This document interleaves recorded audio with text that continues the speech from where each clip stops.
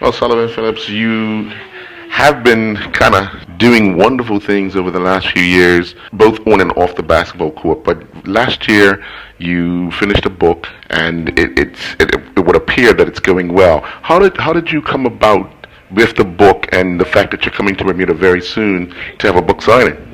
Honestly, the book came about at first. It was a selfish notice because I knew I could write something, and right at my last season in Germany, I knew that we had a fan base of almost 20,000. So selfishly, I thought, right, if I get this out right in time, you get that big surplus going into retirement. But if I'm honest with you, it just didn't work out, and it came around through some life lessons that it came out at the right time last year. So it came out last year. We test drived it here. And then this year coming up, we'll bring it to Bermuda, bring it home, and try to share with the public there what we're doing.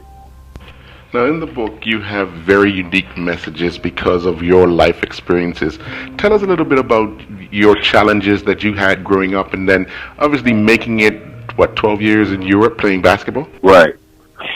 So here's the funny thing, Earl. Like, a lot of people don't even know, I played professional football in the States as well for 3 years in college. So I played for, what was the team? Boston Bulldogs, and my coach was like Stevie Nickel, guy from Liverpool. So I played football for a couple of years, and that was probably the most trying time because it showed me, like, the nature of the business. Like, I was really good, had great things going for me, and I got hurt.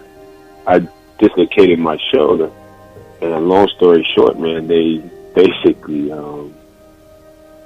just turned their back on me, like, you're no good to me.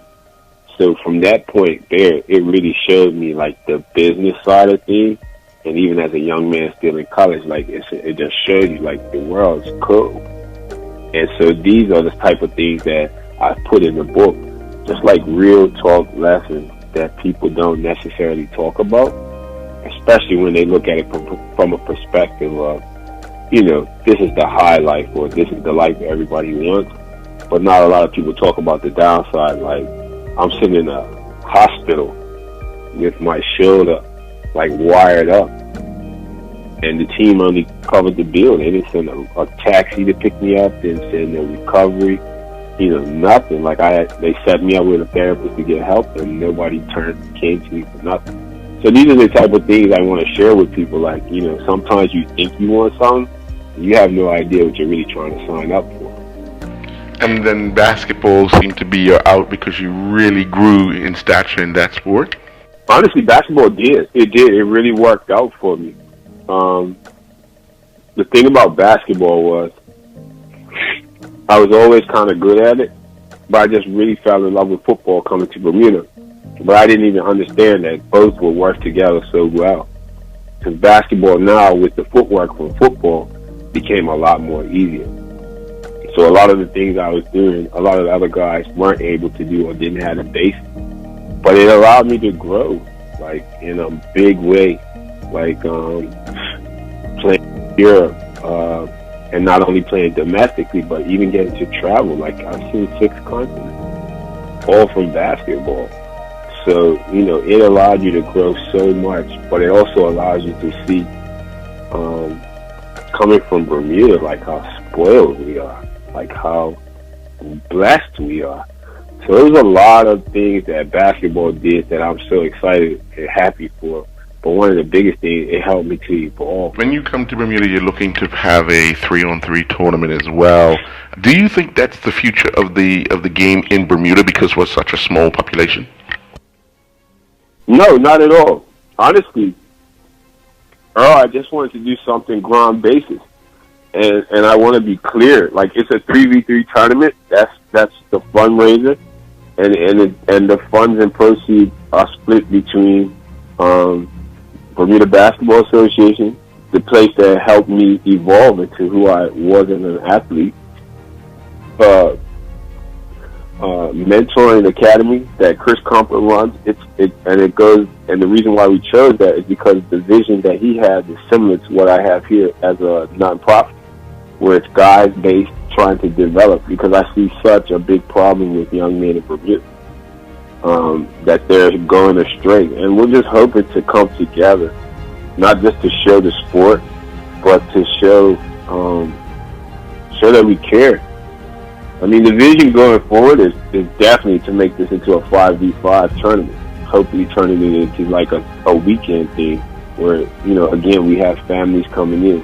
And it's not just going to be basketball. We'll have a moon bounce. We'll have, you know, different activities for kids. So we're going to try to make this a total family event. But definitely don't see basketball being shrunk to 3v3 because of our population. I think we're super talented. I think we have super good future. The U19s are going off this summer. So there's a lot of practice. There's a lot of promise in the sport. But, you know, this is just my give back, like something I want to do every year to try and help somebody else, you know, possibly achieve what I was able to achieve through sport. When you look back at some of the things that you would have put in that book, because you have to go back in your mind and your memory and remember those times, what would you say stands out of everything that you get feedback on from the book, from people reading the book? Honestly, Earl, most people look at it that I know have read it, is just like you're a cat. Like, you should have died so many times. Like, this is crazy. Like, some of these stories I share in the book, like planes almost crashed. You know, I was messing around with a girl, her boyfriend had a gun to my face. Like, it's so many different stories that, you know, that people have come to me like that. If it wasn't you and I didn't know you, I'd think it was a lie. Like, because they're just not everyday activities that people normally go through. But again, that's why you share them, because, you know, when I was young, if somebody would have told me a lot of the things that I experienced, I might not have done it. I don't know. But because nobody told me the truth about, like, hey, you know what? You could be the guy. Like, you could have all these girls, but one day somebody could be in your face with a 9mm and ready to kill you. Are you ready for that? Like, those things people don't really say anymore. So those are the kind of things that people have told me that were like, wow, like, that's really crazy. Like, I can't believe that happened.